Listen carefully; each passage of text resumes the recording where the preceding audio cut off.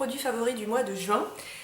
J'ai pensé avoir davantage de choses que pendant le mois de mai et en fait eh ben on est en été mais le temps c'est assez terrible donc du coup je pensais que j'allais ressortir un peu les trucs à paillettes, je pensais que j'allais vraiment changer de routine teint, mettre des trucs plus légers parce qu'il allait faire chaud et en fait eh ben pas du tout donc bon bah il n'y a pas une quantité incroyable de choses, j'ai quand même trouvé quelques trucs.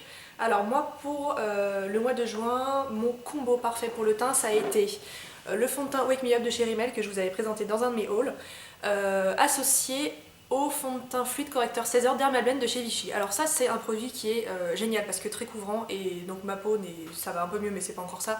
Donc j'ai quand même besoin d'une bonne couvrance pour tout ce qui est imperfection. En revanche c'est très épais, vraiment assez visible sur la peau. Donc tout seul je trouve pas que ça soit vraiment possible, ou alors vraiment par toutes petites touches sur des imperfections. Vu que j'ai encore pas mal d'imperfections, je peux pas me permettre de mettre juste un peu de correcteur et de la poudre, il me faut quand même un fond de teint assez couvrant. Donc finalement en mixant ces deux là, c'était assez parfait. Sachant que ce fond de teint quand je l'avais acheté il était un peu trop foncé et bon on a quand même eu quelques jours de beau temps.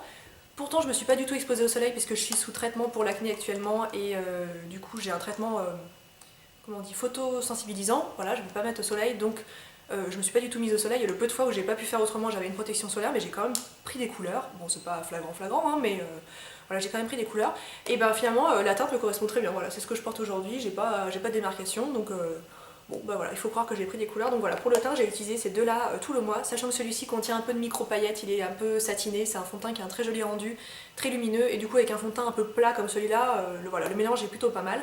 Donc voilà ce que j'ai mis sur mon teint pendant ce mois-ci. On va continuer comme d'habitude avec le blush du mois.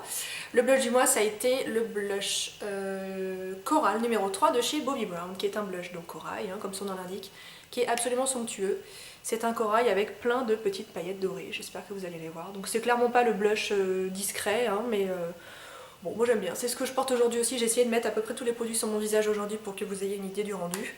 Voilà, c'est un blush qui est magnifique, je l'applique avec un pinceau pas trop, comment dire, pas trop touffu, puisque sinon ça fait un peu amas de paillettes, voilà. Donc il faut quand même un voile assez léger, d'ailleurs là j'ai l'impression que j'en ai peut-être même mis un tout petit peu trop. En tout cas c'est un blush qui est magnifique. Bobbi Brown c'est une marque qui n'est pas donnée mais ils ont des produits de grande qualité et ce blush ne déroge pas à la règle. Une excellente tenue en plus de ça. Pour les lèvres ce mois-ci j'ai porté majoritairement deux produits. Le premier c'est un rouge à lèvres, c'est celui que je porte actuellement, c'est le rouge à lèvres Crosswires de chez MAC. Voilà, qui est un rouge à lèvres cream sheen, donc les finis cream sheen chez MAC ce sont des finis très crémeux, très confortables. En termes de couleur, je suis assez incapable de vous l'expliquer, moi je trouve que c'est une couleur un peu brique, avec un peu de sous-ton rose. Au final ça fait une petite couleur voilà, brique un peu plus portable, hein. C'est pas une couleur brique marron. Hein. C'est une très très jolie couleur, extrêmement confortable, c'est un rouge à lèvres que j'ai depuis très longtemps. C'était d'ailleurs le premier rouge à lèvres MAC que j'ai acheté, séquence émotion. C'est vraiment, c'est le tout premier que j'ai acheté parce que c'est une couleur que je trouvais à la fois très flatteuse pour le teint et quand même assez facile à porter. Voilà, c'était dans mes débuts dans le maquillage, c'était pas voilà, le rouge vif, et puis à la fois j'avais pas envie de partir pour une couleur assez nude chez MAC, je voulais quelque chose qui sorte un peu de l'ordinaire. Et j'en suis super contente. Si vous cherchez un genre de teinte comme ça qui se remarque mais qui est quand même assez portable tous les jours, je vous la conseille, c'est un très joli rouge à lèvres. Le deuxième produit que j'ai beaucoup porté sur les lèvres ce mois-ci, c'est un produit de la marque By Terry que j'avais eu pendant les soldes de l'année dernière, mais je sais plus si c'était les soldes d'hiver ou d'été, enfin bref. C'est un produit que j'adore, comme vous voyez il est d'ailleurs pas mal utilisé et je crois bien que ce produit a été arrêté par la marque. Donc c'est bien triste. Ça s'appelle comment? Ça s'appelle Aqualip Tint en teinte 101 Dance Floor Flirt.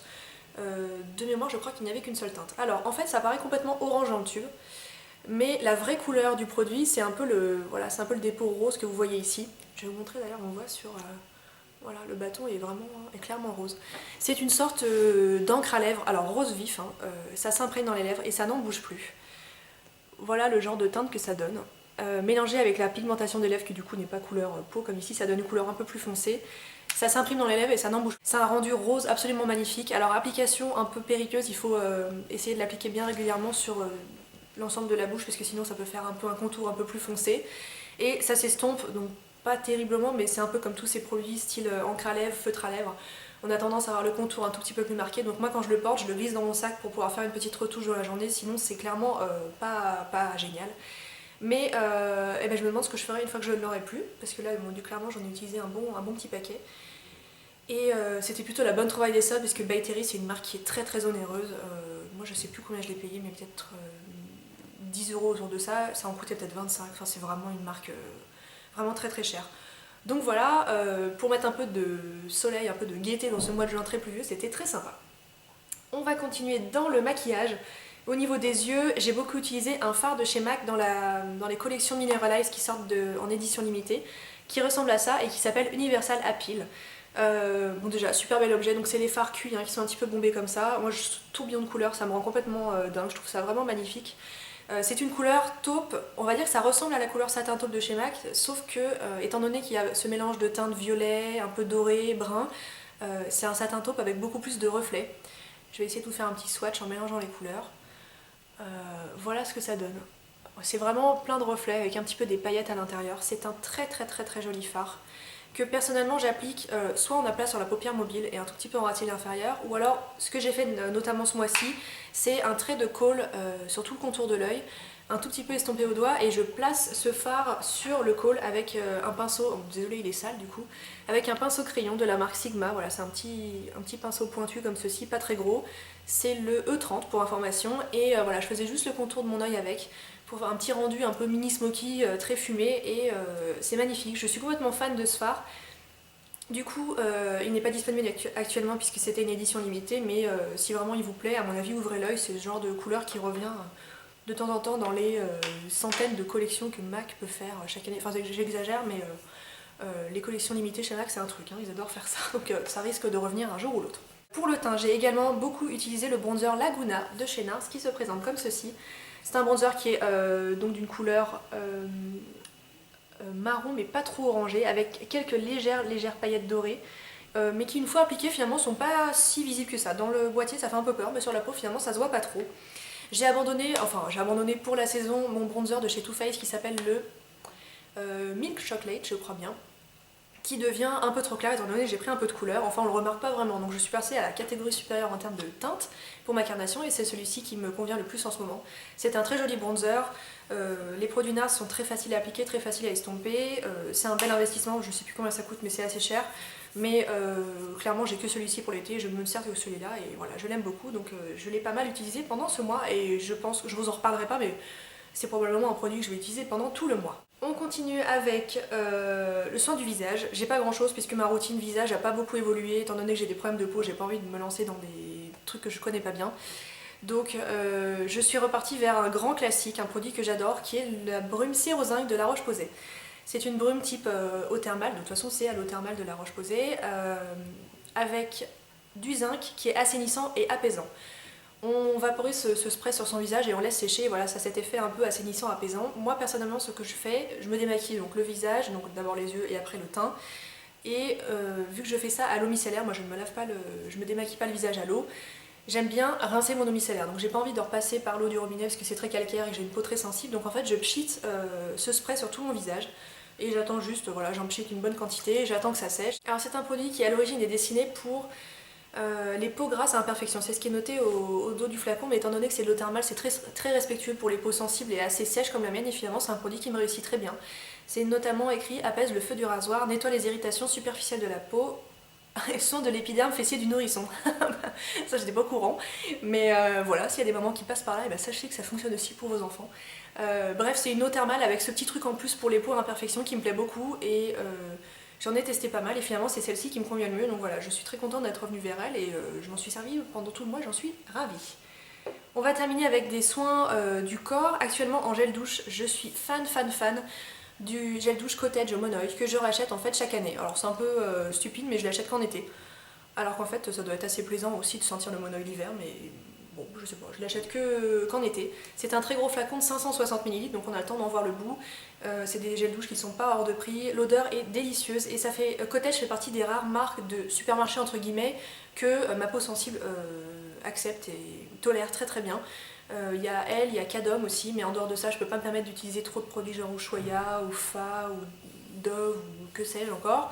C'est une marque qui me réussit très bien et j'ai d'ailleurs acheté celui-ci mais au fraise et menthe ou un truc comme ça, et encore d'autres parfums. Bref, je crois que je les ai à peu près tous testés, mais celui-ci c'est vraiment un mon préféré. Cette odeur est un vrai délice, elle reste sur la peau mais donc pas non plus toute la journée, mais voilà, quand on remet ses vêtements derrière ça sent toujours un petit peu.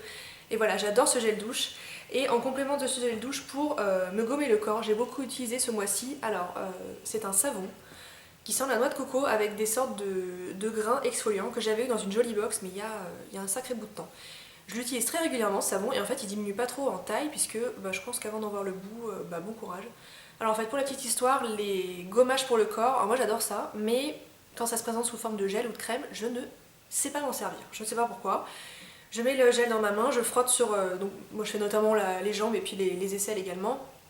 J'ai l'impression que tous les grains s'éparpillent, j'arrive jamais à gratter, à exfolier vraiment ma peau.